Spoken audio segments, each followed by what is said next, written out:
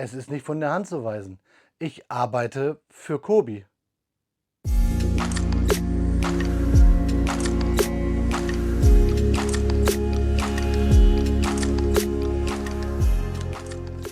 Willkommen in der Noppenklötzchenscheune. Mein Name ist Blockstar und ja, liebe Freunde, es ist mal wieder Haulzeit. Und der Titel dieses Videos ist auch kein Clickbait. Auf jeden Fall kein richtiger, denn wenn man es genau nimmt, das, was ich euch gleich zeige, lässt wirklich nichts anderes vermuten, als dass ich für Kobi arbeite. Ich war dieses Jahr öfter im Krankenhaus als im Lego Store, was ich sehr, sehr schade finde. Und dadurch ist hier jetzt einiges angesammelt, das ich euch zeigen möchte. Wie immer, ein Haul-Video ist überhaupt kein Flex, es ist eher ein, ja, wie soll man sagen, eine Vorschau auf das, was ihr euch freuen könnt, hier auf meinem Kanal. Etwas, was wir zusammen quasi erbauen werden, was ich euch zeigen werde. Und dadurch, dass ich so lange lag im Krankenhaus, ist halt auch eine ganze Menge liegen geblieben. Und das möchte ich euch einfach zeigen. Ich nehme euch gerne mit auf diese Reise ungeschnitten und ich kann euch sagen, hier steht auch noch ein ganz großer Elefant in den Raum, über den wir sprechen möchten, wobei dieser Elefant auch eher eine vierbeinige Katze ist. Aber dazu später mehr. Freunde, ich habe euch gesagt, ich arbeite wohl für Kobi.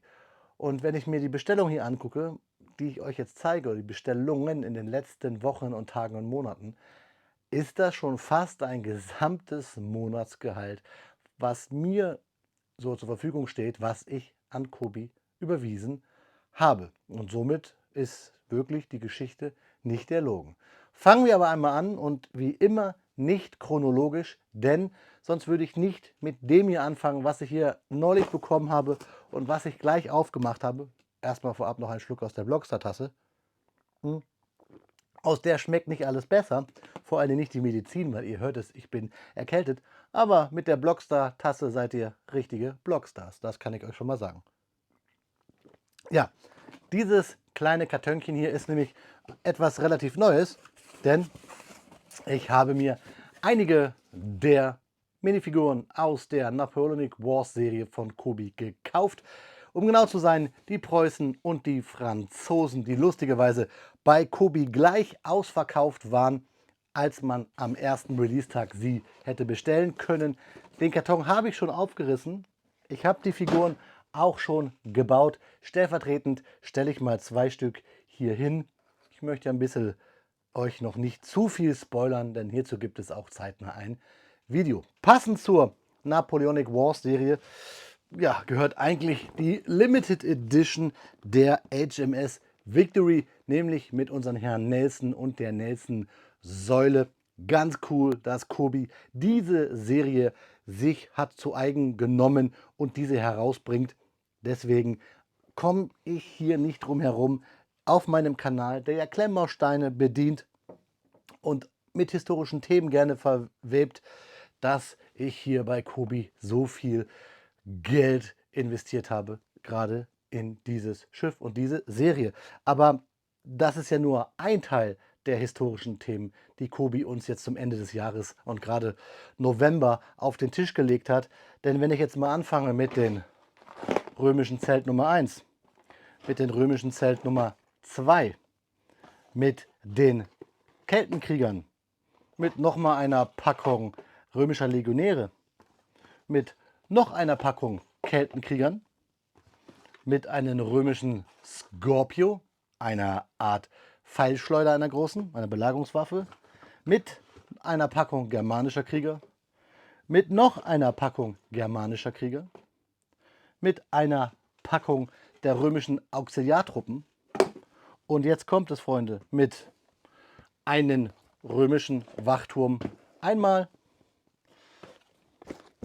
zweimal, mit einem römischen Tor, mit noch einem römischen Tor und jetzt könnt ihr euch das natürlich erraten, mit noch einem römischen Wachturm und es wird eng auf meinen Schreibtisch oder Bautisch mit noch einem römischen Wachturm. Dann wisst ihr, wo die Reise hingeht. Wir werden zusammen das römische Fort mit all seinen Facetten und seinen Figuren drumherum bauen. Und da bin ich mir noch nicht ganz sicher, wie wir das machen, ob wir es einzeln machen, ob wir es als großes Happening machen, ob ich es live baue über 12 Stunden oder wie auch immer. Da bin ich mir noch nicht ganz sicher. Das dürft ihr mir gerne in die Kommentare schreiben. Aber ich glaube, dieses ganze Fort ist fast 400 Euro um die, plus die Figuren, die ich mir doppelt gekauft habe. Also ihr seht schon, eigentlich ist da mein Budget für Klemmbausteine im Monat überschritten. Aber wenn man ja lange auf Krankenhausmonitore und weiße Wände guckt, dann spinnen da einige Sachen im Kopf herum. Und vor allen Dingen war ja von Anfang an klar, als Kobi diese Imperium Romanum Serie auf den Markt gebracht hat, dass ich das bauen möchte. Und noch viel schlimmer ist, Freunde, und das habe ich jetzt gar nicht hier ins Haul reingepackt, es gab bei Kobi ja mal eine Römer-Serie, eine alte Serie, und da habe ich auch ein bisschen was gekauft. Das habe ich jetzt gar nicht hier herangeholt, aber da können wir uns auch drauf freuen und dann vielleicht vergleichen wir mal. Aber ihr seht, eine ganze Menge aktuelles Kobi und da sind wir noch nicht mal am Ende, wenn wir über historische Themen reden, nur etwas mehr mit Ketten und Flügeln vielleicht. Ich versuche jetzt mal ein bisschen Platz zu machen, was wahrscheinlich gar nicht so richtig geht, wenn wir hier 4 Wachtürme haben. Ich finde, es sind sogar, glaube ich, sehr, sehr gute Teilespender, weil wir da viele Holzelemente haben. Ich versuche es einfach mal so ein bisschen hier so zu stapeln. Wie immer verlinke ich euch da ein bisschen meine Quellen und was ich da so habe unten. Ja, in den Shownotes sagt man heutzutage ja in der Videobeschreibung. Aber auf diese Römer-Serien freue ich mich total und natürlich auch hier die napoleonischen Sets, die auch noch nicht alle hier bei mir angekommen sind, denn mittlerweile gibt es dort ja auch die Schlacht vor den Pyramiden und noch die französische Artillerie und. Also alles geplant, alles im Zulauf. Ja, ich warte nur auf den Postboten, den ihr übrigens, oder DHL-Boten oder DPD-Boten, den ihr ruhig in diesen Tagen, wo sie viel schleppen müssen, auch mal ruhig vielleicht eine Tasse Kaffee, ein Wasser oder wie ich es ganz gerne mache, mal einen Kinderriegel anbiete, einfach für ihre tolle Arbeit. Denn in diesem Hobby der Klemmbausteine muss man immer oft viele Kartons schleppen. Und diese Damen und Herren sind da für mich die Helden dieser ersten Kette, dass diese Sets zu mir kommen. Deswegen danke da an die ganzen Paketlieferdienste, an die Beschäftigten dort in den Verteilzentren, in der Verwaltung und natürlich dann die, die die Pakete zu uns bringen. So, zu uns bringen ist ein Stichwort, nämlich dieses schöne Set, die 2663, die Panzerhaubitze Hummel, steht auch schon länger bei mir. Freue ich mich drauf. Gab es schon mal bei Kobi eine Neuauflage. Richtig geil und auch eine tolle Ergänzung zum Nashorn, was ich euch vorgestellt habe. Dann ganz aktuell, Freunde, mein ja, fast Lieblingspanzerchen, die Limited Edition des Panzer 38T. Auch gerade frisch hier angekommen. So frisch, Freunde. Deswegen auch der Gruß an die DPD- und UPS-Fahrer, dass ich es noch nicht mal ausgepackt habe. Ein schöner brauner Karton. Den ich hier erstmal so, ja, ich lege ihn wieder runter, Freunde. Er ist nämlich nicht so hübsch. Also die Hummel ist hier eingetroffen und ja, ich habe von Flügeln geredet. Ich habe beim Spielzeugwarenhandel um die Ecke etwas gefunden, was ich hier noch nicht bedient hatte. Ich habe es auf der Spielwarenmesse vor 2 Jahren, meine ich, gesehen und war überhaupt nicht begeistert aufgrund der Spaltmaße und der Formteile. Aber trotzdem bauen wir bald die 5838, die Lockheed C130J Hercules aus der Armed Forces Serie von Kobi. Hier auch. Die fehlt mir, nämlich in meiner Sammlung. Platz im Regal habe ich dafür eigentlich nicht. Sehr viel Spannweite. Karton ist schon beschädigt, aber ich mag es auch gerne mal im Fedis vor Ort zu stöbern, denn da gibt es ab und zu auch mal ältere Sets. Ich packe jetzt mal die Herkules und die Hummel hier an die Seite. Mal gucken, ob es überhaupt noch geht. Wahrscheinlich werdet ihr es im Bild alles nicht mehr sehen können so richtig. Aber bei so einem Haul-Video wird es ja immer voll. Und es wird noch voller, denn Kobi, guter Freund von mir, der liebe Sebastian, der Gründer von Building Bricks, hat mir hier die Missouri in der Limited Edition neulich auf der Schwabenstein, da war er nämlich zu Gast, geschenkt. Also auch Kobi Classics gehen bei mir weiter und darauf freue ich mich hier auf diese maritime Schätzchen. Aber maritime Schätzchen ist ein richtiges Stichwort, denn in so einem Haul-Video soll man ja auch eigentlich was öffnen, nämlich ja, Pakete und das machen wir jetzt, denn ich habe hier etwas von Kobi, was nicht jeder hat, vielleicht, denn es gibt ein exklusives Kobi-Set für das französische Marinemuseum und dort habe ich bestellt und das könnt ihr auch und gar nicht so teuer. Der Versand, ja gut, ich glaube der Versand war schon über 20 Euro, aber das war es mir wert. Ich habe mit einem Freund aus Polen zusammen bestellt, denn lustigerweise liefert das französische Marine-Nationalmuseum nicht nach Polen, obwohl das Set aus Polen kommt. Deswegen habe ich für einen guten Freund aus Polen hier etwas mitbestellt. Ihr werdet gleich sehen, es lohnt sich. Schön ist schon mal die Verpackung in Ankern. Papier mit Ankern und schaut mal hier. Kobis erstes modernes U-Boot, das Kobi Set 4859 Submarine SNLE. Und das Coole ist, es ist ein 4-in-1 Set, denn es gibt 4 U-Boote dieser Serie im Maßstab 1:300, 643 Steinchen aus der Naval Group, also eine französische Werftenkette. Richtig cool, Armed Forces. Kobi ist also bei den modernen U-Booten angelangt. Ja, durch Zufall gesehen, bei Instagram gibt es ja diverse Kanäle, die einen über Kobi News informieren. Wird es bei mir auch öfter geben, denn ich werde bald vielleicht mit einem dieser Kanäle zusammenarbeiten, beziehungsweise mir mehr Mühe geben, euch News zeitgerecht zu liefern. Denn ihr seht ja hier schon, das ganze Ding dreht sich fast nur um Kobi. Und wie ich euch gesagt habe, ich arbeite natürlich nicht de jure für Kobi. Ich bin nicht angestellt bei Kobi, leider. Aber de facto, wenn ihr guckt, ist fast mein gesamtes Gehalt der letzten Monate, wenn man mal die Miete und Essen und Trinken rauszieht, nach Kobi gegangen. Ihr hört vielleicht meine kleine Katze hier rummiauen, die sich vielleicht auch darüber echauffiert, dass sie nicht so viel Leckerlis wie sonst bekommen hat, weil ihr seht ja, die Leckerlis sind alle hier klemmbausteintechnisch auf meinen Bauchtisch. Nicht Bauchtisch, auf meinen Bautisch, der Bauch ist hinter den Tisch. Ihr wisst, ich schneide hier nichts. Wir kommen auch gleich nochmal zu Kobi. Es gibt nämlich noch 2 fette Sachen. Auch der Grund, warum meine Katze hier wahrscheinlich rumturnt, denn sie möchte uns da was mitteilen. Ich will mal gucken, dass ich hier das U-Boot noch hier hinkriege, denn ich denke mal, das ist ein fetter Hingucker. Ich habe nicht nur Sachen von Kobi bekommen, die habe ich mir gekauft, deswegen passt es auch zum Review bis dahin zu dem Tenor. Ich arbeite bei Kobi, weil meine ganze Kohle eigentlich zu Kobi geht. Also ich arbeite für Kobi, dass denen gut geht, dass die Leute da alle bezahlt werden durch den Kauf dieser Sets. Aber ich habe auch ein paar Sets gestellt bekommen. Das ist so, wenn man eine gewisse Kanalreichweite erreicht hat. Und das finde ich auch ganz cool, denn so kann man immer mal über den Tellerrand rüber hinausschauen. Zum Beispiel hier von Missimi, die F14 Tomcat, so heißt sie, im Maßstab 1:35, über 2300 Klemmbausteine, Brick Build, eine F14, wie wir sie kennen, aus Top Gun. Da freue ich mich ganz besonders drauf, denn es muss ja nicht immer Formteil sein, es muss nicht immer Kobi-Formteil sein, es kann ja auch Brick Build sein. Ich habe da einen kleinen Faible zu. Wenn ihr mal guckt auf meinem Kanal, gab es schon des Öfter solche Reviews zu solchen Sets. Also, das hier war von Missimi. Aber ich habe auch von Fantasy was bekommen. Wir hatten ja gerade hier ein Atom-U-Boot. Und wie passt es da von Fantasy nicht auch quasi den Ursprung aller U-Boote, wenn auch fiktional, hier aus der Steampunk-Serie zu durchleuchten, nämlich die Nautilus, sogar dann hier mit den Minifiguren von Fantasy. Da freue ich mich richtig drauf. Wir machen quasi eine kleine U-Boot-Serie von Kobi über Fantasy und über zu Reobrix, denn ich habe hier noch ein U-Boot stehen.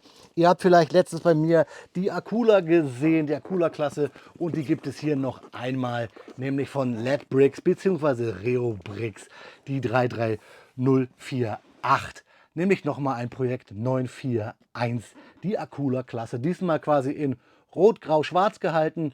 Finde ich ganz cool. Somit können wir wirklich hier eine U-Boot-Woche machen. Warum nicht? Wenn jetzt die dunklen Tage anfangen, die langen Tage, die Weihnachtstage, die Feiertage, warum nicht dann auch ein paar mal in die Dunkelheit der Tiefe gehen und dann eine U-Boot-Woche machen. Also Reobrix, Fantasy und Kobi und auch hier warte ich noch auf ein weiteres U-Boot von Kobi. U96 kommt nämlich auch noch. Ja, und Röhren unter Wasser. Es gibt aber auch noch Röhren auf Schienen, denn mein lieber Freund, der Patrick aus Luxemburg, Grüße gehen raus, hat mir von seiner Firma ein paar seiner Sets zur Verfügung gestellt, nämlich hier ein paar Eisenbahnen. Die werde ich auch dann an euch verlosen. Richtig cool mit der Railflex Lizenz. Man sieht hier leider noch nicht viel, aber hier sieht man eine V100. Man baut an ein Diorama. Da gibt es ein bisschen Fakten, ein QR-Code zum Scannen. Man baut ein Diorama und hat dann eine, ja, in Minifigur Maßstab V100 von Railflex.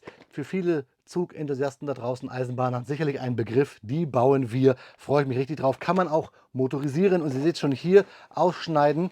Man kann nämlich diese Karte hier ausschneiden und dann als Diorama hinter die Lokomotive klemmen. Da freue ich mich richtig drauf auf diese Sets von Luxbricks. Dann eine Eisenbahn, die ich noch gar nicht kenne, der Steckeisen oder das Steckeisen, die muss ich selber lesen, BB3608 oder 98, eine Limited Edition sogar. Da steht es BB3608, wieder hier Luxemburger Landschaft und da sehen wir die Eisenbahn. Der Patrick baut immer mit Lizenzen hier, meine ich, der luxemburgischen Staatsbahn, also auch so eine, ja, Güterlokomotive, da freue ich mich richtig drauf. Wird spannend, da für euch zu recherchieren. Und dann wieder hier von Luxbricks, da haben wir es, eine Serie 3000. Da seht ihr auch die Eisenbahn.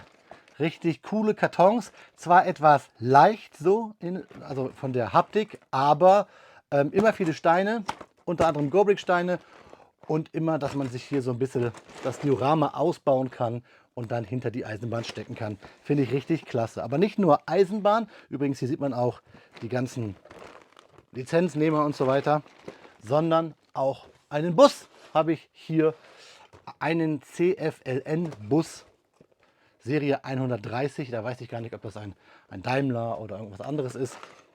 Aber finde ich richtig cool. Also der öffentliche Nahverkehr wird hier groß geschrieben bei meinem Freund Patrick aus Luxemburg. Da freue ich mich richtig drüber, denn warum nicht über den Tellerrand gucken und mal schauen, was es in anderen Ländern so gibt und dann vor allen Dingen auch noch, wenn es die eigenen Freunde sind. Wie gesagt, diese Sachen baue ich und dann werden die an euch verlost. Alle Quellen und auch Patrick, seine Firma und die Übersicht stelle ich euch unten in die Videobeschreibung. Er hat mir sogar einen Rabattcode schon jetzt dafür eingerichtet. Könnt ihr gerne mal vorbei schauen. Ja, Freunde, und jetzt wird es ein bisschen eng. Ich muss ein bisschen Platz machen, denn jetzt kommen wir zu dem, ja, dem großen Elefanten, habe ich gesagt, der im Raum steht. Der Elefant, der aber eigentlich eine Katze ist. Es sind, ja, fast 15 Kilo, steht auf jeden Fall drauf. Und wir teasern es mal an mit etwas, ja, wenn ich euch das zeige, dann wisst ihr auch, worüber das letzte Set oder wo das letzte Set herkommt. Kein Elefant, den Elefant von der Firma haben wir schon mal gebaut. Das hier ist die Firma und dieses grandiose Schild, ihr seht mich jetzt schon gar nicht mehr, hat mir der liebe Sebastian von Building Bricks geschenkt. Ein Kobi-Logo aus Klemmbausteinen. Ich weiß noch gar nicht, seht ihr mich noch, hallo, wo ich das hinstellen werde. Ich hoffe, es spiegelt nicht zu viel wegen der Folie. Es ist alles in Folie eingeschlagen. Wir müssen mal gucken, ob wir es hier irgendwo so hinhängen können, wenn ich meine Videos drehe. Aber es ist der Hammer, der Wahnsinn. Ich weiß gar nicht, ob Kobi selber sowas hat. Schauen wir uns auch noch mal auf jeden Fall an.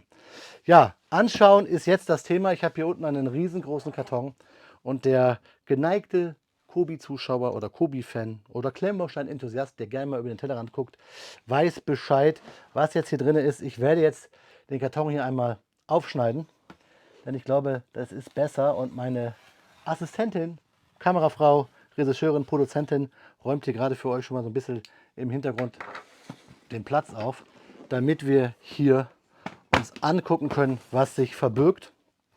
Es ist vielleicht das Set des Jahres. Ihr wisst vielleicht, ich bin Katzenliebhaber. Wir packen auch mal hier unsere preußischen und französischen Soldaten zur Seite. Wir machen mal einfach hier Platz, denn dieses Set hier passt auch wieder zum Thema eigentlich Monatsmiete. Aber freundlicherweise habe ich mir dieses Set nicht gekauft, sondern als Review-Exemplar und als Dankeschön gestellt bekommen von Building Bricks. Schaut deswegen gerne mal unten in der Videobeschreibung vorbei. Im Moment noch nicht alles aktuell an Sets, die es dort gibt, aber die Jungs und Mädels arbeiten daran und vor allen Dingen, wie gesagt, so historische Kobi-Sets, die es gar nicht mehr gibt, die könnt ihr dort auf jeden Fall noch finden. Jetzt wird es aber schwierig, denn dieser Karton ist sehr, sehr schwer. Er kommt eigentlich aus England, kann man so sagen. Er kommt aus Polen. Und ich weiß gar nicht, ob wir vielleicht sogar einen Schnitt machen müssen, weil aufstehen möchte ich nicht, Freunde. Denn ihr wisst ja, wenn ich hier sitze, habe ich keine Hose an. Aber ich glaube, es bleibt nichts anderes übrig, als den Karton hier hochzuheben. 1, 2, 3. Der ist nämlich sehr schwer. Und ihr könnt euch vorstellen, ich weiß gar nicht, ob die Kamera überhaupt einfängt, den Karton. Aber da unten seht ihr es. 2808. Wir haben den von mir schon auf der Spielwarenmesse in Nürnberg angeteaserten und ich durfte ihn sogar schon streicheln. Tiger 2, den Königstiger, den Tiger B aus dem Tankmuseum in Bovington auf meinen Bautisch. Und ich kippe es jetzt mal um. Wahrscheinlich wird die Kamera jetzt sehr wackeln, aber dann können wir das Set so ein bisschen vielleicht rausschubern. Da haben wir das riesengroße Ding. Ich will mal kurz gucken, ob ich es so kippen kann. Es wackelt alles. Aber wenn so ein Ding früher über Straßen und Felder gewackelt ist, hat auch viel gewackelt. Es ist halt ein Riesenkarton. 1:12. 1100, nein, anders. 11.170 Steinchen ab 14 Jahren. Ein Hochglanzkarton. Sehr schwer. Und da haben wir ihn. Boing. Und ihr seht schon hier. Heute arbeite ich nicht nur für Kobi. Ich arbeite auch hart an Kobi, weil dieses Ding ist richtig schwer. Da haben wir ihn. Den Tiger 2 aus dem Tankmuseum in Bovington. Den Maybach-Motor. Das Riesenviech in Maßstab 1:12. 2808. Hier seht ihr auch, wie verdammt riesig das Teil wird. 86 cm in der Länge und 29 cm, also ein Schuhlineal hoch, je nachdem wie das Röhrchen steht. Das Getriebe, die Räder, sogar mit Federn hier, also die Torsionsfederung, da sieht ihr sie sogar, den Motor, Fakten, die Rückseite mit Details im Turm, Munitionsauswurf und. Also ein Riesenteil. Und das Schlimmste ist, liebe Freunde, ich habe ja noch nicht mal den ersten Tiger von Kobi gebaut, den ich auch in meinem Besitz habe. Mal schauen, ob wir den ersten vorziehen oder ob wir erst den bauen. Ihr dürft das wie immer gerne in die Kommentare schreiben. Und jetzt, Freunde, bin ich wirklich fix und alle. Ihr habt es gesehen, wie viel ich hier habe. Und ich habe noch nicht alles vorgestellt, was hier noch rumfliegt. Ich habe von Bavia noch Sachen. Grüße gehen da raus an Bavia. Von Les DIY. Und wenn ich oben da hoch gucke, noch eine ganze Menge altes Kobi, was eigentlich hier auf euch wartet. Und da Weihnachten ist, gibt es ja auch noch so einen zweiten Kanal von mir, wo es nur Lego gibt. Da gibt es auch ab dem 1. Dezember jeden Tag eine Türchen im Adventskalender. Meinen zweiten YouTube-Kanal Brickstar, was ein kreativer Name, verlinke ich euch auch. Der handelt sich nur um Lego, fast nur um kleine Sets und Minifiguren. Aber schaut dort mal gern vorbei, denn da fröne ich ein bisschen meiner eigentlichen Sammelleidenschaft, der Adventskalender. Die habe ich jetzt hier nicht alle raufgepackt, weil dann wäre es noch voller. Und eigentlich, hey, ist hier unsere kleine Katze der Star dieses Hauls, neben euch natürlich.